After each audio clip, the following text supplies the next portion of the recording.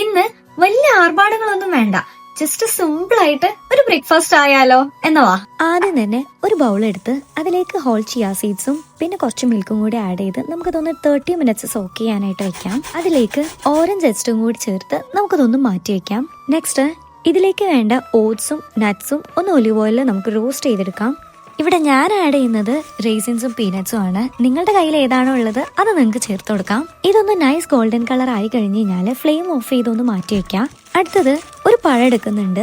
ആ പഴം നമുക്കൊന്ന് പകുതിയായി കട്ട് ചെയ്തെടുക്കാം. ഒലിവ് ഓയിൽ സ്പ്രെഡ് ചെയ്ത് ലൈറ്റ്ലി ഗോൾഡൻ ആൻഡ് കാരമലൈസ്ഡ് ആവുന്ന വരെ ഒന്ന് എയർ ഫ്രൈ ചെയ്തെടുക്കാം.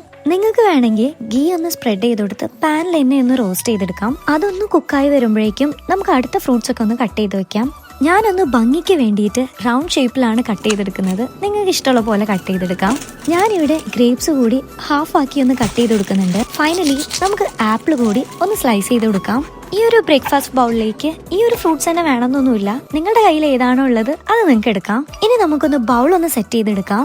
അതിനുവേണ്ടി നമുക്ക് ഗ്രീക്ക് സ്റ്റൈൽ യോഗേർട്ട് എടുത്തിട്ട് ഒന്ന് സ്പ്രെഡ് ചെയ്ത് കൊടുക്കാം. അതിന്റെ ടോപ്പിലായിട്ട് സോക്ക് ചെയ്ത് വെച്ചുള്ള ആ ചിയ സീഡും കൂടി ഒന്ന് ചേർത്ത് കൊടുക്കുന്നുണ്ട്. ഈ ബൗൾ ഒന്ന് ഫൈനലൈസ് ചെയ്യാനായിട്ട് നമുക്ക് നമ്മുടെ ഫ്രൂട്ട്സ് എല്ലാം ഒന്ന് അസംബിൾ ചെയ്ത് കൊടുക്കാം. അതിനുവേണ്ടി എയർ ഫ്രൈ ചെയ്തിട്ടുള്ള പഴവും ഓറഞ്ച് സ്ലൈസസും ആപ്പിൾ സ്ലൈസസും പിന്നെ നമ്മുടെ റോസ്റ്റ് ചെയ്ത് വെച്ചുള്ള ഓട്സും നട്ട്സും, എന്നിട്ട് അതിന്റെ മിഡിൽ പോർഷനിലായിട്ട് നമുക്ക് ഹാഫ് ചെയ്ത് വെച്ചുള്ള ഈ ഗ്രേപ്സും കാഷ്യൂ നട്ട്സും കൂടി ഒന്ന് ടോപ്പിൽ ആഡ് ചെയ്ത് കൊടുക്കാം.